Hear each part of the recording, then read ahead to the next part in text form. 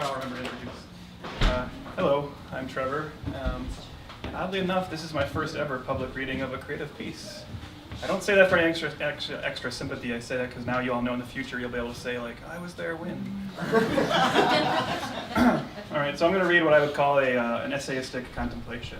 Maybe annoyingly call an essayistic contemplation. I want to talk to you about home. Supposedly, that's the theme of the night, and I'd love nothing more than to dazzle you all with a thought-provoking treatise on the idea, the concept, the meaning of home. But something is bothering me. On an earlier trip to this location, in search of inspiration for the piece I expected to write and regale you with tonight, I was instead confronted with, if you can forgive the melodramatically inclined verbiage, a moment of soul-searching uncertainty.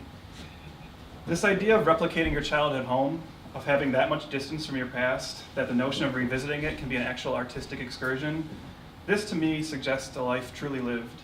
A journey with many stops along the way and ultimately a sort of whimsical nostalgia that, quite frankly, I'm incapable of relating to. I'll say it like it is. I'm a grown man and I still live at home. I have no need to try and purchase or rebuild my childhood home. I've lived in it for all 32 of my years. Slept in the same room, stared out the same window, walked out the same door in the morning. Sure, it hasn't always looked the same. There have been cosmetic changes to the house, big and small. Numerous new layers of paint, a backyard deck turned full edition, an above-ground pool that came and went in just the exact amount of time it takes a family to realize an above-ground pool is worthless. Likewise, the loss of my father last year has given the place a new semi-emptiness that the rest of us are still not quite comfortable with. But still, nothing can change that it is the same house. And let's face it, it's not my house. I can call it my home, sure, but I can claim no ownership of it.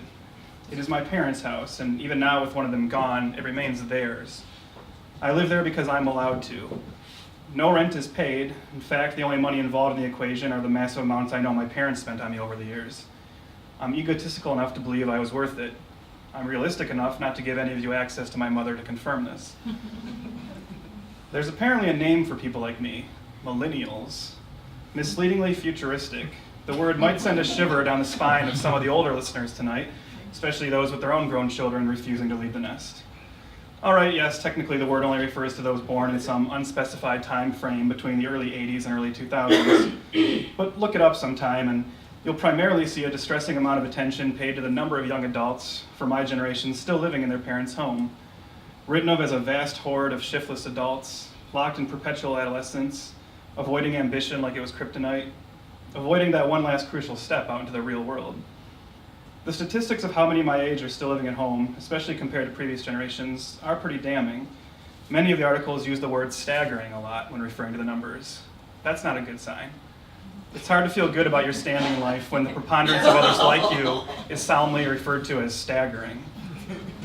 Now, don't get me wrong, this is not a pity, poor me story, nor do I intend to stand here and try to make excuses for where I live or even apologize for it. I had my reasons for staying when I could have left, and I don't regret it. At the same time, I've come to terms with the fact that as a graduate student working towards a master's in creative writing, it might be some time until I again have the financial opportunity to move on. Many of you here know what I'm talking about.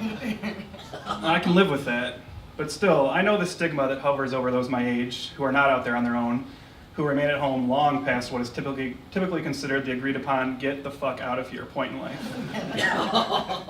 We are taught from a young age that someday obtaining a house is something to aspire to. And not just a house, but a house that, if we follow the commonly accepted societal trajectory, we will turn into a home. It's not that this idea holds no appeal to me, but at the same time, the intriguing prospect of forging a home is tempered by the fact that I already have one. It's treated me well all these years, and at times the notion of having to head out and create another is admittedly a bit too overwhelming. Is this laziness? Am I simply too comfortable? Perhaps, but why not? What I now have is a home. There's an undeniable lived-in quality that would take a very long time to replicate a new location. How could a new house possibly hope to live up to the memories of the old? Why the hell would I want to leave? What if I do, and then years from now simply find myself wanting to rebuild a facsimile of that old house? I don't want that hassle. Do we really expect a guy who purposely stayed in the same house for this long to later have to get up and go to rebuild that same house? I don't think so. Recently, a student in a freshman composition class I teach, when asked to contemplate living on campus and being away from home for the first time, wrote the following, and I quote, My favorite thing about living on my own is that I'm away from home far enough to be away, but close enough to be close. I'm actually humble enough to admit that that sentence might be more compelling than anything else I've said here tonight, but it does strike a chord with me. No, I haven't gotten far enough away to be away, but what would be the point if I wanted to stay close enough to be close? It doesn't get much closer to home than simply staying at home, right?